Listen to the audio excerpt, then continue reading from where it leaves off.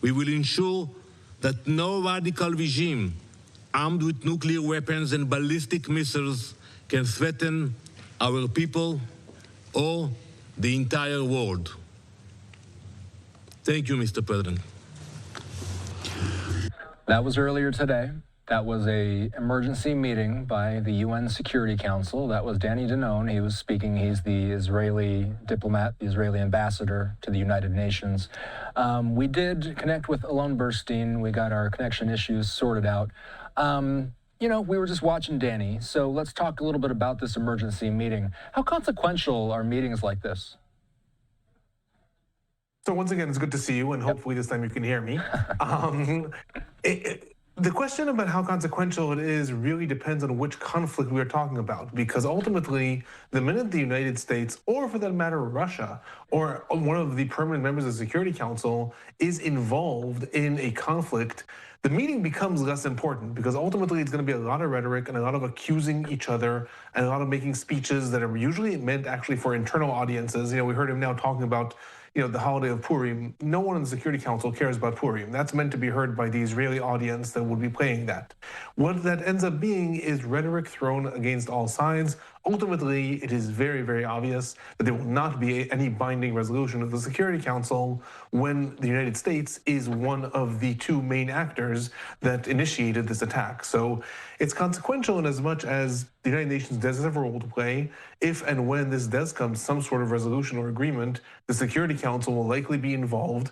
You know, these things are important in order to keep the diplomatic wheels turning, but in practice, the actual words that are said are going to have no meaning, because ultimately it will be determined when there's an agreement between the countries, and then the Security Council will say, yes, good job, we approve. I got to show you this live vantage point. This is Iraq.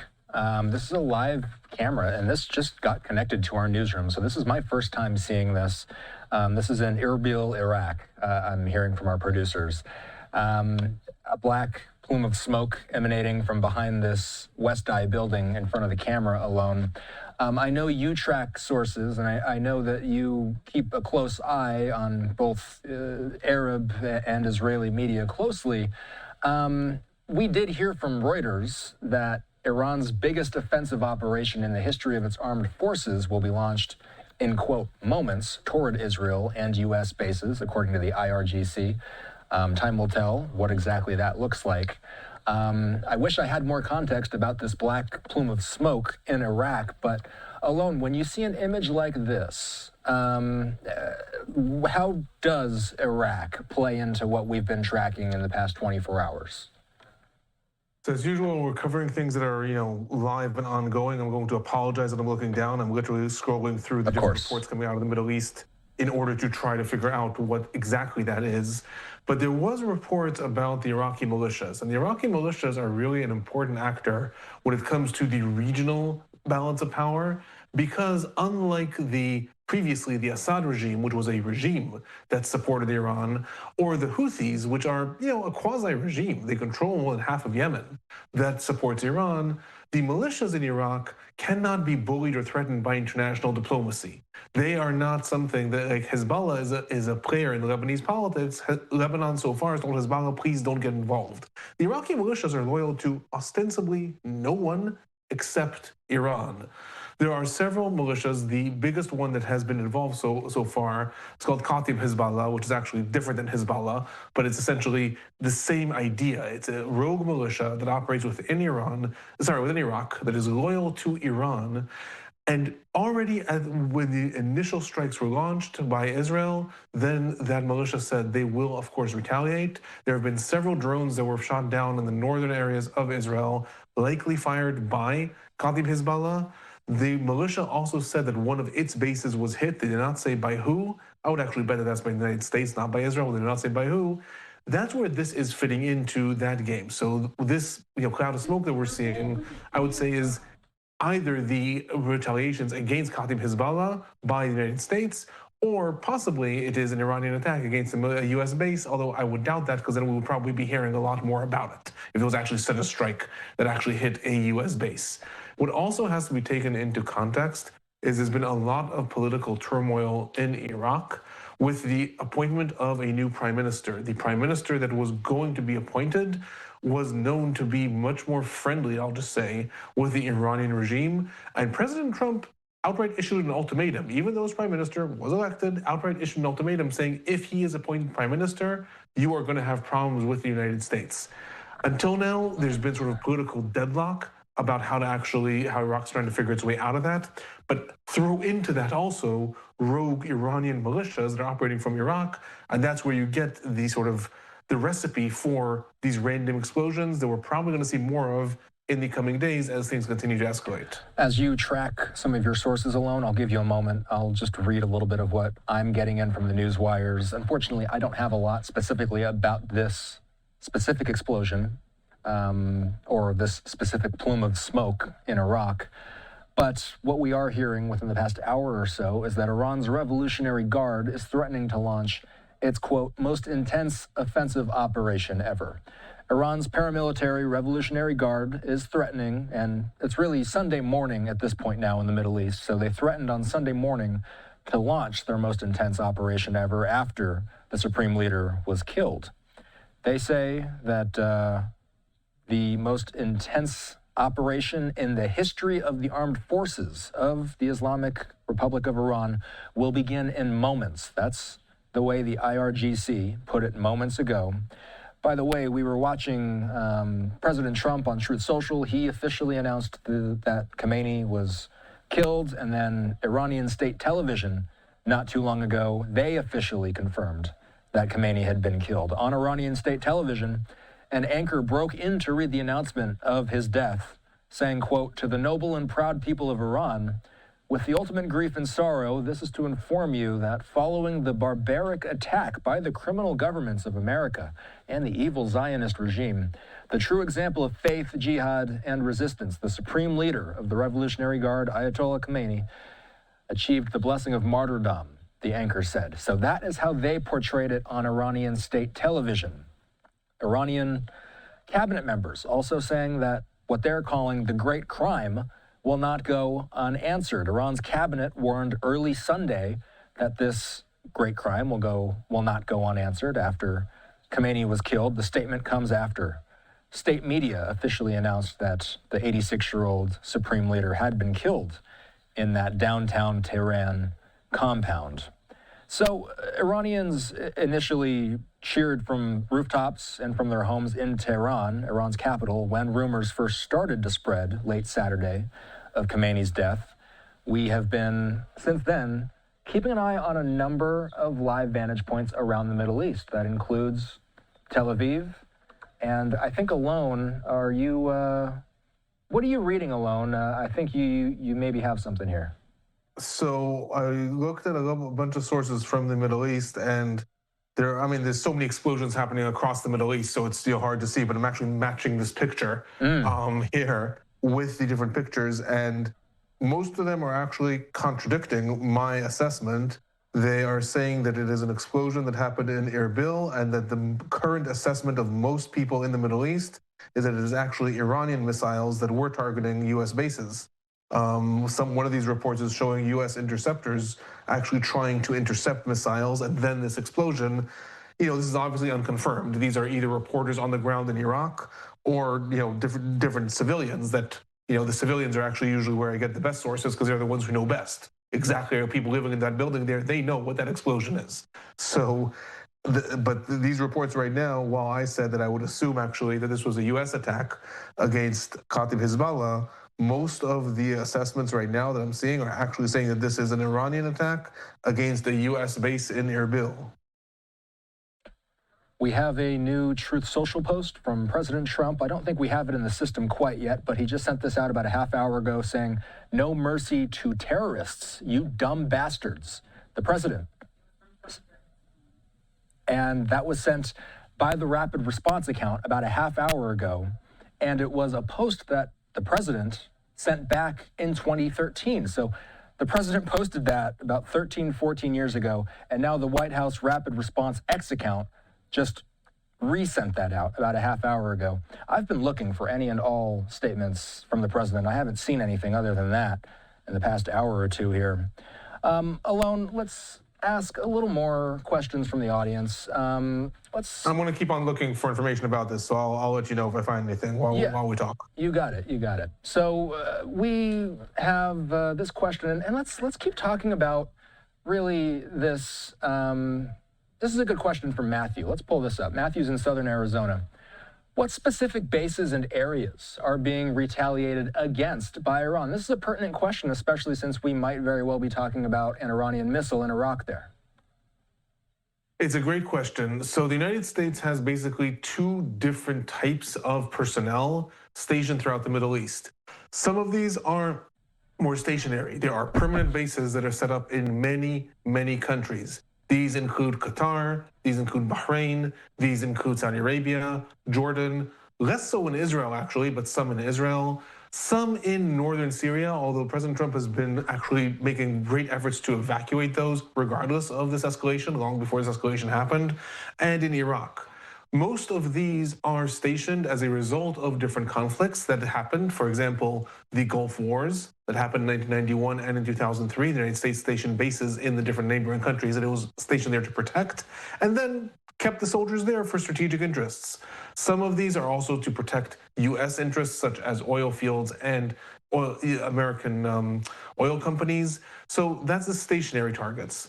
Then there's the mobile targets. There's this monumental armada that the United States has brought into the Middle East. And that also would be a target that Iran would very much love to hit, because it would be showing that it's not just able to attack stationary bases, it is also able to attack one of the aircraft carriers or the supporting ships that are coming in.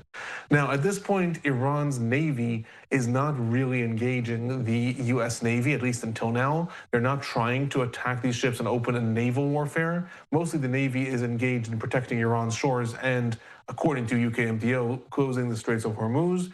But those are really the two targets. Up until now, all of the attacks, and there's been lots and lots of missiles fired, over 100 Iranian missiles fired at US bases, have been targeting the stationary bases in, again, Qatar, Bahrain, United Arab Emirates, Kuwait. There's reports of explosions in Saudi Arabia. I will say it's one of the more weirder things. I have seen all day civilians, citizens in Saudi Arabia, in Riyadh, reporting explosions, and absolutely no one relating to it on the official channels, not the kingdom, not the United States, not Iran. So that's also happening. And now possibly we're seeing this in Iraq, in Erbil, which is an area, again, that the United States does have bases in. One of the reports that I just saw is that the smoke is rising from an area that usually is a residential area of US Marines or US interests in Erbil. Again, that's one report that I saw. But these are all the different targets that Iran is trying to inflict damage on at this point. And I'm keeping an eye on all these different skylines in Israel because the IRGC says that it will be carrying out some sort of large-scale attack at some point in the near future. Alon is checking his sources, so I'll give you a moment to do that. I'll just go over a little bit of what we've been tracking. Let's just reset here for anybody who might just be settling in for the night and perhaps just kind of catching up here. This was the tweet that the president's account sent out, by the way. No mercy to terrorists, you dumb bastards, as the president posted on the rapid response account just about a half hour ago. For those of you just tuning in, of course, it's been a long news day and a busy news day. Really what we're looking for at this point is, what will Iran do next? We also know that President Trump has pretty much assured that the US will have some sort of recurring military activity. At least that's what he said in one of his most recent statements. He says that this will be a reoccurring thing for about a week's time. How often will military strikes come? It's unclear to us. That's something that we're waiting to see, and that's part of why we are staying on air 24/7 this weekend. We don't want to miss anything as it happens in real time. Tonight, really, we've been watching what may become one of the most consequential military confrontations in decades. In the early hours of the morning, 1:15 a.m. Eastern Time, U.S. and Israeli forces began striking targets across Iran. According to CENTCOM, the mission was clear: dismantle the Iranian regime's security apparatus and neutralize what officials described as imminent threats. Nearly 900 strikes happened in the first 12 hours from land, from air, and from sea. Tomahawks, HIMARS, standoff, weapons, drones, all of it being involved in this massive attack. We did get some new video in from CENTCOM within the past couple of hours here. We have pretty much been tracking social media as closely as we can, just trying to get any footage that the U.S. military has sent out. They did send this out today. The IDF sent out a number of videos today as well, sharing some of what their military has been targeting. These are some of the explosions that the Israeli Air Force posted throughout the day. These are pictures that the White House sent out showing President Trump, Secretary Rubio, Chief of Staff Susie Wiles in their makeshift situation room at Mar-a-Lago in southern Florida. The IDF also posting video of their commanders and their top brass as they were in their own version of the situation room, monitoring all of this as it was taking place in real time. Alon has been checking his sources. I'm curious, Alon, have you been reading anything? Not too much coming through from Alon. So, Alon, why don't I ask you? All I can see so far is repeated, I'll say this from sources that I trust even more, that are all saying that this was an Iranian missile attack in Erbil. I will say that most of them are saying that they are confirming that because they saw the United States anti-aircraft attempt to intercept Iranian missiles that were being fired towards Erbil. Now that's important because what we may be seeing is not a direct hit that happened. It may be the result of an interception, the result of fragments. Very often what ends up happening when missiles are intercepted, these ballistic missiles are launching at God knows how many hundreds of miles an hour, and then they're intercepted midair. They have a lot of explosive material within them. That all falls to the ground. It does not cause the explosions that it would cause if the missile hit, but it still causes severe explosions. So it may be, and again, this is now totally speculation on my part, but it may be that the reason that we're not seeing sort of a lot of media blasts about a US base that was hit, but we are seeing an explosion that happened near an area that might have been a US base, is it's possible the missiles were intercepted, causing this explosion in and around the area. But like I said, that is all speculation on my part. What is coming out is a statement that was made from Iran with regards to what's going to happen next as far as they're concerned in the transitional powers. I don't know if you want to talk about that yet, like the supreme leader and like where things stand. Well, Alon, that's incredibly important. You and I spoke earlier this week, and this was before this strike happened. We were hearing murmurs that the Iranian leadership structure, if you will, they were already planning for something like this and who a potential successor could be. What are you hearing? So first of all, I just want to put things a little bit in perspective with regards to who is the supreme leader or who was the supreme leader in Iran, because a lot of people are, I think, mistakenly thinking that this was just an all-encompassing dictator, and once you remove him, the regime might fall apart. But Iran has had close to 50 years since the revolution happened to develop a well-oiled machine. And the role of Ali Khamenei, while he was certainly an all-encompassing dictator, his role is not the same as that of Gaddafi in Libya or Assad in Syria, where you had sort of one dictator controlling everything. And if he was removed, there was no ideology underneath. There was no support structure underneath. He was removed and it was gone. Unlike that, in Iran, there is a very, very complicated political system that operates under the supreme leader that is all meant to ensure that on the one hand, there's sort of a facade of democracy. There are elections in Iran, there were elections since the revolution happened. However, there's this structure that's set up where the supreme leader appoints people who are then responsible for deciding who's allowed to run in the elections. He appoints the head of the judiciary who then decides who else is allowed to run in the elections. So it all filters back to him. What is important though, is that there is a built-in mechanism of succession. When the revolution happened, it happened under Khomeini, and he died in 1989. And there is a system that's then supposed to come into place. A council of experts, 86 mullahs, that is religious scholars, are supposed to get together and elect a new supreme leader that will then become, the word of God as far as the devout Shiites would consider in Iran. So the fact that Khamenei has been killed is critically important, obviously, for first of all, for morale in Israel and the United States with regards to the war, there's a lot of hope, I think, that Israel and the United States have that this will maybe lead Iranians to take to the streets. There's a lot of footage coming out showing Iranians cheering with the news of Khamenei being killed. At the same time, the regime is far from falling apart at this point, unless there would be some sort of internal rebellion. And what the Iranian state news site, IRNA, just put out is they said that a 3-person council is going to be established. It's going to be made up of the country's president, Masoud Pezeshkian, who was also targeted for assassination, but he was not assassinated, the chief of the judiciary, and one of the jurists of the Guardian Council, that is a separate council in Iran. They are going to get together and temporarily assume all leadership duties in the country. So what this means is that, first of all, the regime is trying to display, both externally and much more importantly, internally, that we haven't fallen apart. We are immediately establishing a council. We're immediately making sure that things are going to move forward. But I'll go a step further. And I'll say the fact that they're appointing this council rather than getting together and announcing the next supreme leader is likely a strategic thought that the next supreme leader would obviously also be targeted for assassination. That doesn't mean that they would succeed, but there would be an interest for Israel or the United States to try to assassinate him. And that's why they're saying, for now at least, they're going to assemble this council of 3 people, and they are going to take all leadership roles in the country, which is also significant, and move the country forward. So that's the latest report coming out with regards to the government of Iran and who's going to be the current leaders. It's going to be a council of 3 people. I'm just going to say one last thing. This should not be. This should remind us of something that you and I spoke about quite a lot.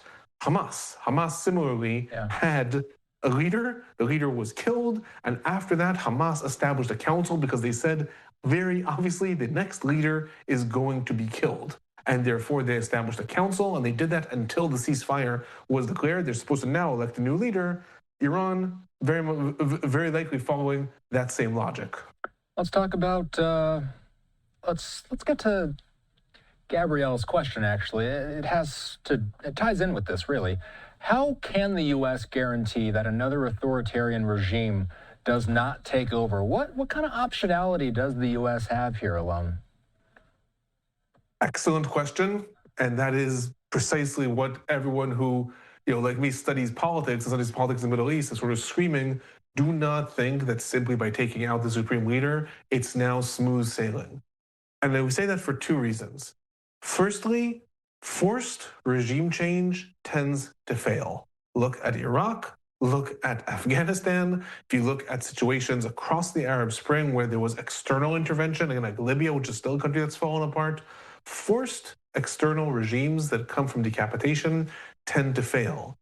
When you have more successful regime change is when there is a combination of external pressure, but when the actual overthrowing comes internally, when it actually comes as, and again, see Syria, then you have much more of stability within the country because those that were in position to take power end up actually assuming the positions of control. Does that mean that it will be a smooth transition to democracy? No, but that does mean that at least there'll be less of a cascade into civil war usually if it comes internally rather than just external decapitation. Now, when it comes to how can we ensure that it is not another authoritarian regime, I'll say it bluntly, we simply cannot. The successful cases that are pointed to by the United States, that of Germany and Japan after World War II, they required an active occupation of those countries. They required the United States coming in, rewriting constitutions, committing billions of dollars to the project of reestablishing schools, reestablishing parliaments. Since then, the United States attempts to change authoritarian regimes to democracies have sometimes been more successful, but typically they end up, even if there's a brief flirtation with democracy, end up failing and falling down. Iran's case is a little bit different because the regime, this is a revolutionary regime unto itself, so it has been imposing itself on the population already for about 50 years. And many people say maybe there will simply be a return of the previous regime, and that's where a lot of the protesters were shouting for the son of the Shah, Reza Pahlavi, to be brought back. He lives in the United States, to be brought back to Iran. And many people are speculating that Trump is hoping and planning to bring him back. And it is true, the Shah of Iran that controlled Iran prior to the 1979 Islamic Revolution was a very, very big modernizer. He was a good friend, he was a good ally of Israel, an ally of the United States. He brought a lot of women's rights, he brought a lot of liberalization to the streets of Iran. At the same time, I keep on reminding people, he was also quite a ruthless dictator. He completely outlawed all opposition. All elections in the country were very, very blatantly fraudulent, certainly after 1953. He also took on a lot of the roles of a king, and that's one of the reasons there was public sort of disgruntlement that ended in rebellion in 1979. So bringing back the Shah is something that would very likely bring about more of a turn to the west of Iran. However, is that not another authoritarian regime? It probably would be. So that's where we are. There's this hope that maybe there will be a democratic transition. At this point, there first has to be an overthrowing of the authoritarian regime. Then there has to be someone coming to power that wants to instill some stability. That someone, like we have in Syria right now, where there is a regime that's relatively stable, but there's no democracy. That someone has to be the one who then says, I'm going to do a transition to democracy. A hell of a lot of variables that would have to fall into place for this to be a smooth transition to democracy. It's possible, but very much not guaranteed. We have been tracking all these live vantage points. And by the way, for those of you who are wondering, Alon, pretty much in real time, he tracks all of these sources. He reads the news outlets in Hebrew and the news outlets in Arabic. A lot of times during these breaking news moments, we get breaking news updates, and it's because Alon can help us translate some of these things in real time. You're looking at a live look at Tel Aviv, the time about 5:40 in the morning, Israel Standard Time. So the sun coming up. I'm going to break in there for a second and say there's a report that came out recently saying that an Iranian drone just hit the Burj Khalifa in Dubai. Oh, that's the tallest building in the world. Very famous building, the tallest building in the world. I'm seeing these reports. There's actually footage that shows at night that a drone hit. I mean, it looks like, quote unquote, minor damage, like it's an explosion that happened in one of the tall buildings, but you can see the drone flying into it. This is from, I think, about an hour ago. And this is also indicative of the way Iran is actually carrying this out. Iran made the statement that there are no more red lines. And I have to say, until now, without actually breaking the bank, they are living up to it. They have, no one would have expected Iran to really, they have launched attacks by now at Bahrain, Kuwait, the United Arab Emirates. So there's Qatar, reports of those explosions in Saudi Arabia, missiles intercepted in and over Jordan, explosions in Iraq, obviously missiles to Israel.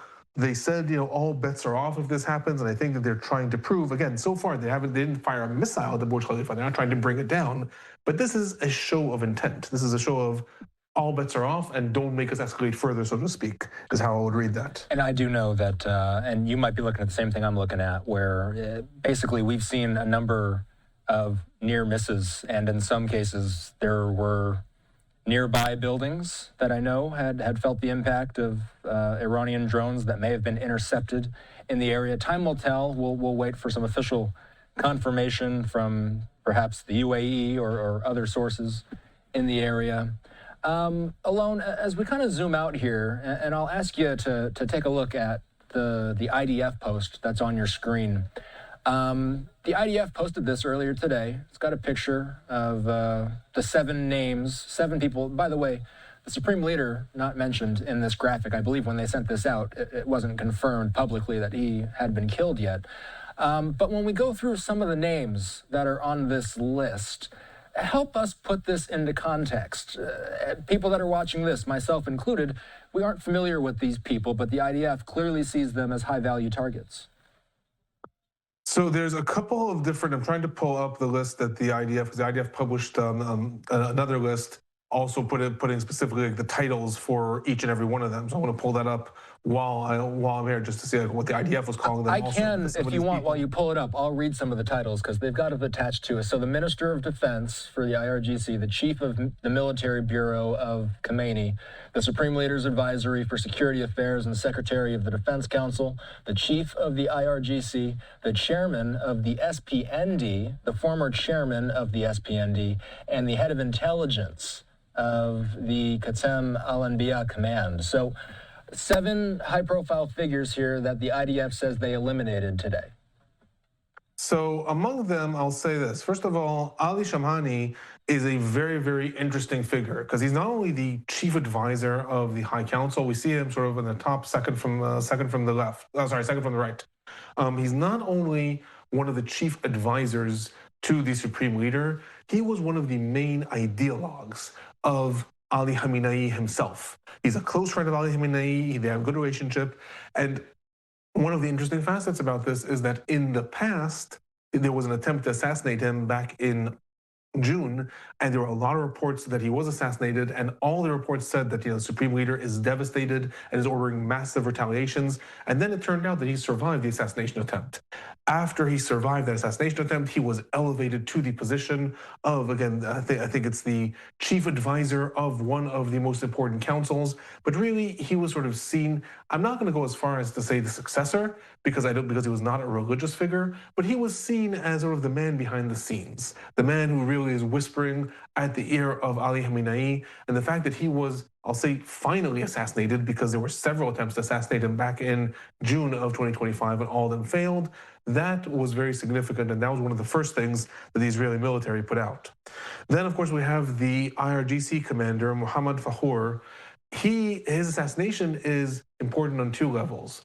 First, there's sort of the moral level for Israel. The IRGC is one of the mechanisms that exports Iranian terrorism to proxies across the Middle East, and assassinating the leader of the IRGC unto itself, Israel is sending a message. But more than that, what we have right now is a situation where, despite all of these blows the Iranian regime has suffered, we have yet to hear, maybe things are happening under the scenes, but we have yet to hear of any defections that are happening from within the security apparatus in Iran. And that's really going to be the breaking point, because Iran has several different security mechanisms in place to ensure the survival of the regime. There's the military, the police. Then there's the Basij, that is sort of the civil defense that's in charge of actually daily suppression of any protests. And then there's the IRGC. The IRGC are by far the most loyal. They're the most loyal. They are the ones that the Supreme Leader was surrounding himself with. They're the most trusted people. They're the ones that are supposedly going to go down with the ship. Assassinating the leader of the IRGC not only sends that message, but it also could be important because Israel and the United States, I mean, I'm speculating here, but they must be hoping for those defections within the ranks and leaderships of the different security apparatuses, because that's going to be one of the things that enables an internal rebellion to come about.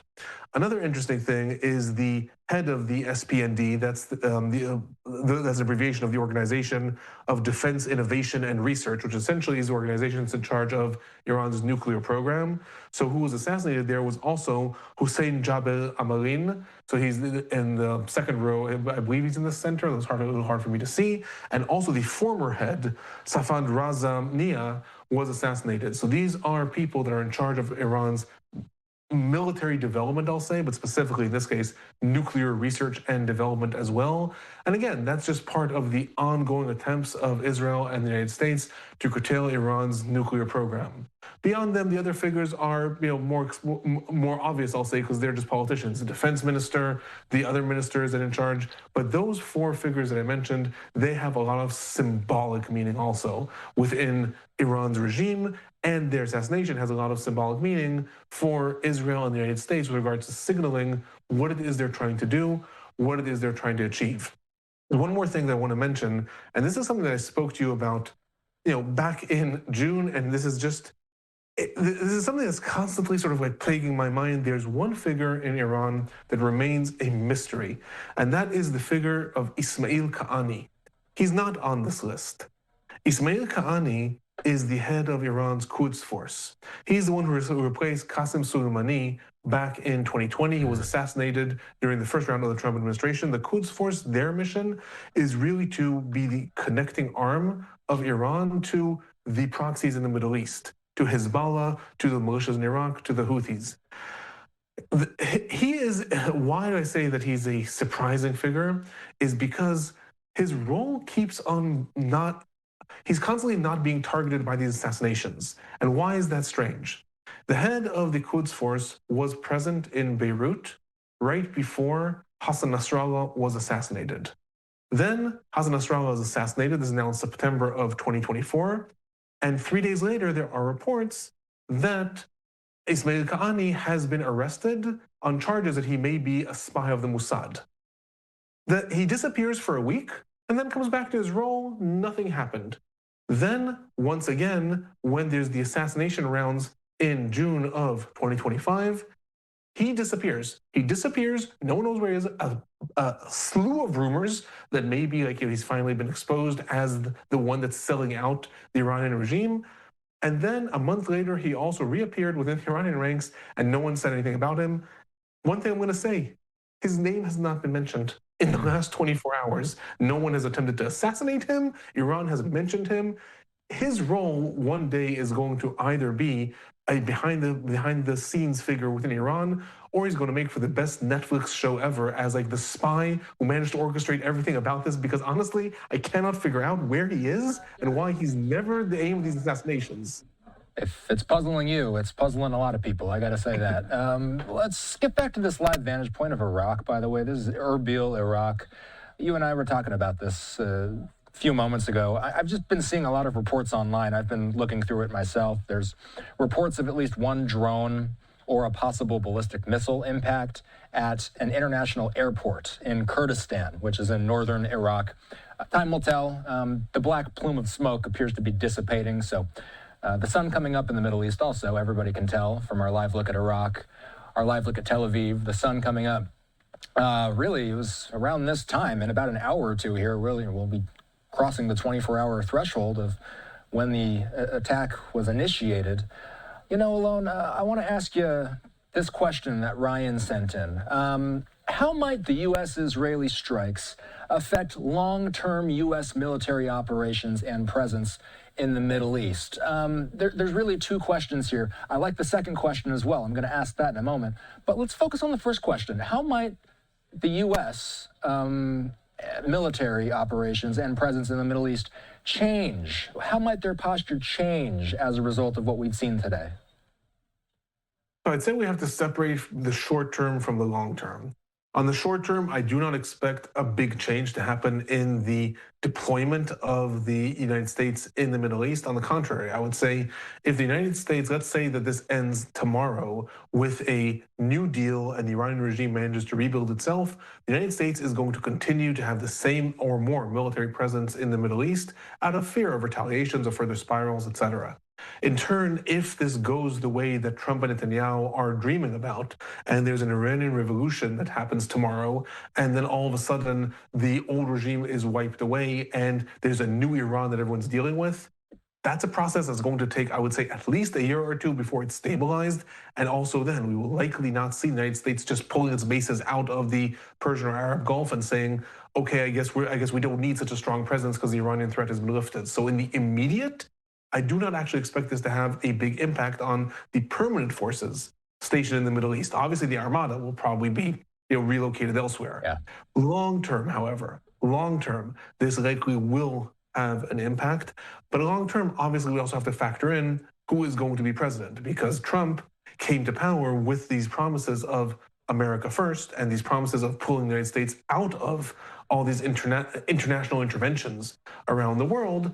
Meanwhile, in turn, he's been actually very interventionist when it comes to a lot of things. So it depends who the next president is, because I'm talking long term. I'm saying like again 2 or 3 years from now. It depends who the next president is and how they are going to view the role of the United States in the Middle East. One more geopolitical thing, and then we'll get to that second question.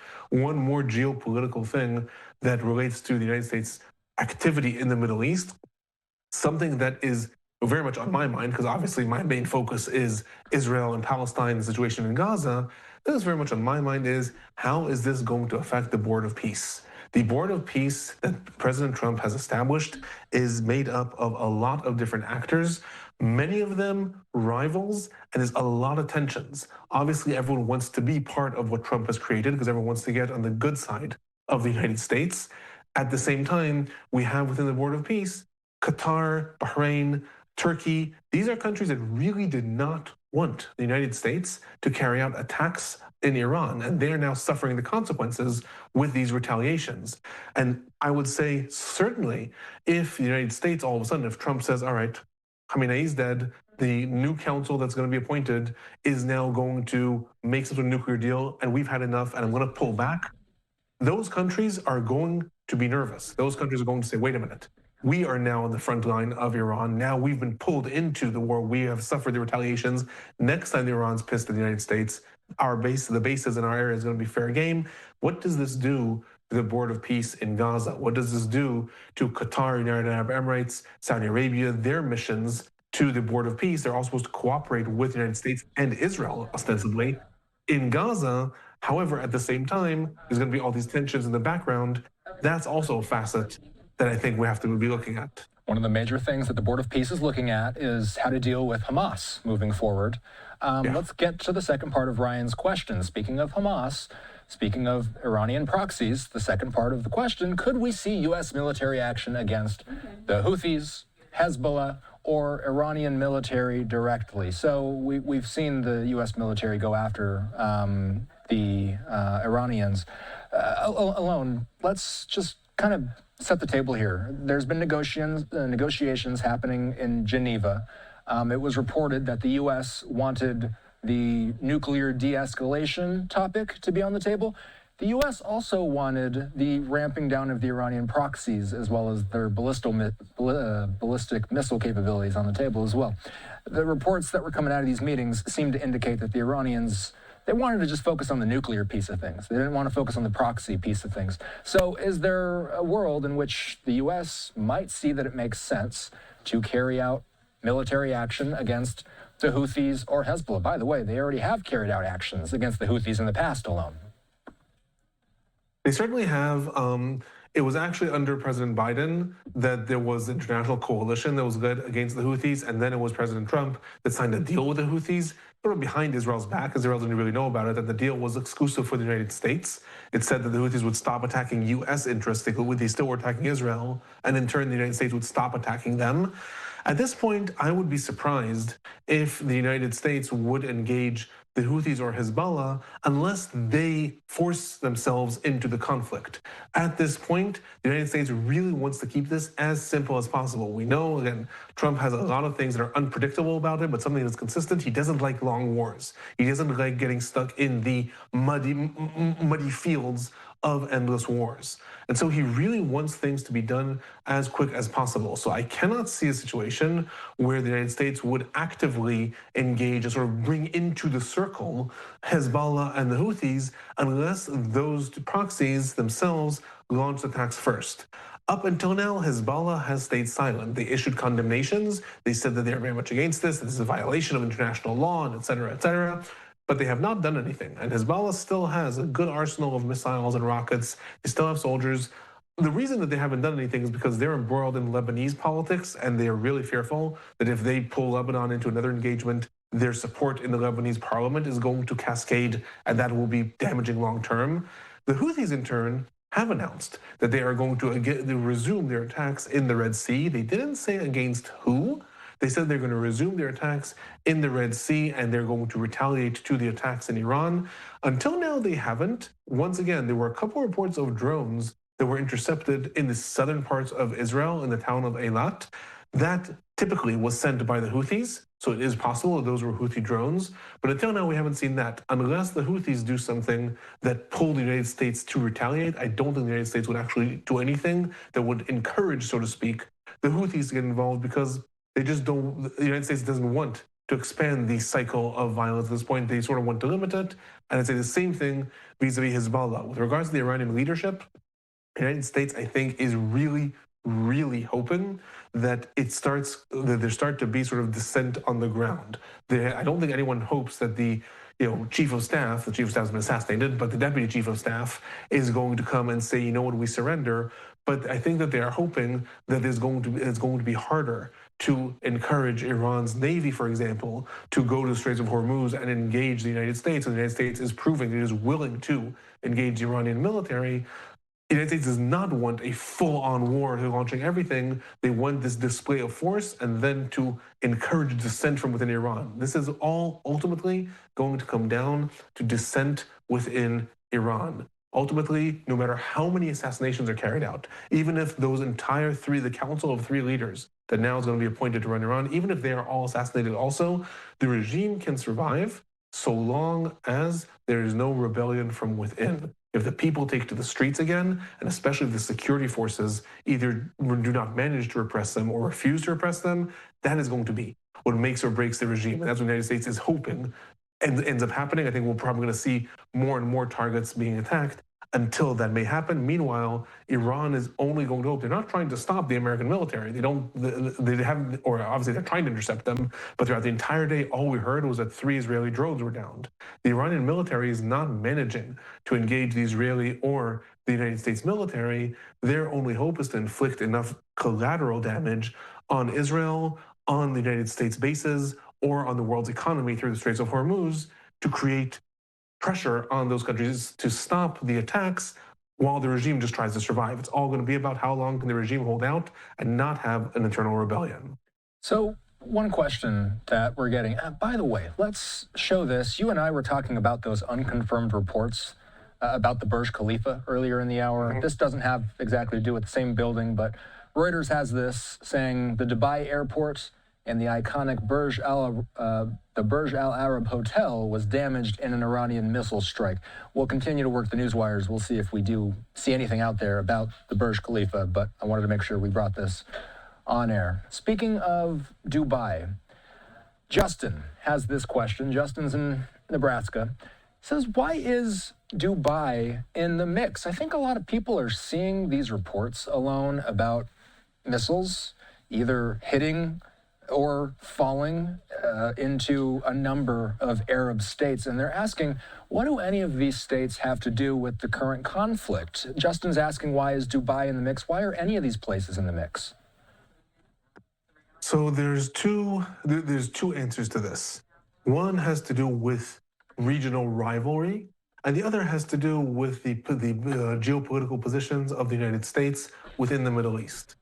I'll start with the second one because that's simpler. Within the Middle East, the United States has developed, since basically the late 80s, early 1990s, the United States has developed relatively strong alliances with a lot of the Arab countries, what's called the quote-unquote moderate Sunni countries. So this includes Saudi Arabia, this includes Oman, this includes Bahrain, Qatar, the United Arab Emirates, Kuwait, and these are all along the controversial now, what you call it, the Persian Gulf or the Arab Gulf. These are all along the Gulf that goes into Iran itself. And then there's been other countries like Jordan that have been friendly to the United States but have not wanted to engage and allow the United States forces to really take up a lot of arms in the area, as opposed to these other countries that are small. And they were very happy to say, yes, we were very welcome to have a United States military presence in our country if you offer us protection also. Countries like the United Arab Emirates do not have a strong military. Countries like Qatar do not have a strong military, so they were very happy to invite the United States. The second part relates to the rivalry. These countries are staunch rivals of Iran for many different reasons. One is ideological. Iran is Shiite, most of them are Sunni, or they have Sunni leadership. So this unto itself already makes them rivals when it comes to the Islamic world. Who is going to be the more prominent figures in the Islamic world, the Iranian Shiites or the Sunni axis? So that's one element of the rivalry. Another element is purely economic. Iran, Iraq, exporters of oil, exporters of natural resources. These other countries, also exporters of oil, gas, natural resources. Then we also had geopolitical alliances, Russia, or before that Soviet Union, then Russia and China versus the United States, who's allied with who. So we had all these rivalries that were coming up in the Arab and Muslim world between Iran and Saudi Arabia, Iran and Bahrain, Iran and the United Arab Emirates. The rivalries were there. And then as the United States came and asked to have military bases and house the 6th Fleet and the 5th Fleet within Bahrain or Qatar, those countries said, we welcome the United States to house its military here if it offers us protection. As a result, now fast forwarding 20, 30 years later, 2026, Iran views those countries as forward commands of the United States. They view them as sellouts. They view them as countries that instead of standing up against US and quote unquote Western influence in the Middle East, they are countries that have invited US troops to take up residence in the Middle East. They have invited US oil companies to come and develop oil fields within the Middle East or natural gas fields in the Middle East. All of this has put them into the target sites of Iran. And then also the fact that there's just US troops there, Iran's just trying to target them. So both because there is anger and rivalry, but also just realpolitik, there's US troops there, Iran's trying to hit them. Alon, it's been a marathon. We have a lot of questions about where this goes from here. Perhaps everybody's chief question tonight is, will the US carry out more strikes? President Trump's statement seems to pretty much allude to the fact that they are at least thinking about it. He says that the plan is for them to do reoccurring strikes throughout the week if their demands are basically not met. What are you watching for in the immediate term? Hopefully you're going to be going to bed soon. When you wake up tomorrow morning, what are the first things you're going to be watching for?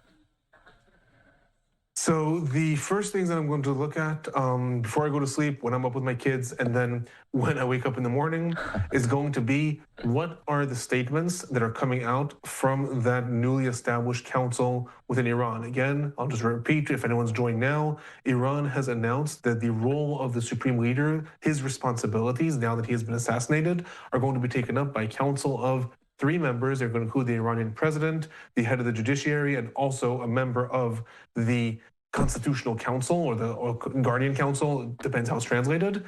And they're going to assume all the roles of leadership. What they do, they're now going to signal the trajectory of where we're going. And really at this point, it's up to them. If they signal, we would like to find an avenue to de-escalate, they could do that. At this point, it is a moment where they could technically deviate from what the Supreme Leader said. Supreme Leader said, we're not having any compromises on nuclear on the nuclear program. We're willing to have forestalling of it, but we're not having any compromises. This new council could say something like, we of course are willing to talk about anything, but first the strikes have to stop. Now that will be a ploy to try to get the United States to stop and then maybe to stall while talks happen. But if they go that route, that to me is signaling they would like to commit to a diplomatic resolution rather than waiting to try to starve out the interests of Israel and the United States while just trying to survive. In turn, if they come up and continue to say, we are now going to, the Israel and the United States are going to feel our full wrath, and we are preparing a big retaliation, then I will assume that we're heading into a larger trajectory of ongoing airstrikes and ongoing military action. I'll just give you an example. Earlier today, while there were other figures within Iran that were talking about the, incoming escalation that Iran is going to send back towards Israel and towards the United States, the foreign minister of Iran, Abbas Araghchi, said, we obviously are going to defend ourselves. However, if the United States would like to talk, they know how to reach me. That's a signal. That's a way to try to come and say, yes, we are now at war, and yes, we are now coming after each other. But if you want to come back to talks, we are willing to do that. So really, when we're looking at this sort of a unique moment, we have all of a sudden new leadership. It is quote unquote liberated from the shackles of what the Supreme Leader previously had said. And now we have to see, are they going to continue to do the same trajectory? We'll probably see more escalations, or are they going to signal we are willing to go to more accommodationist route? Chances are Trump would like to pursue that if they do that. So then we may see sort of a de-escalation and maybe more talks, maybe just a final deal. That obviously we'll see. Alon being generous with his time tonight, how can people track your coverage and your teachings? Look me up, the Israel-Palestine report. You can find me on YouTube. Go to my website. We are always talking about what is happening in the Middle East, what is happening specifically in Israel-Palestine, but also anything to do with these escalations. Lots of reports, lots of interviews, and obviously lots of me and Austin as well. A ton of it. Alon, we'll see you soon. He's the host of the Israel-Palestine Report. Thank you. Have a good night. Have a good night.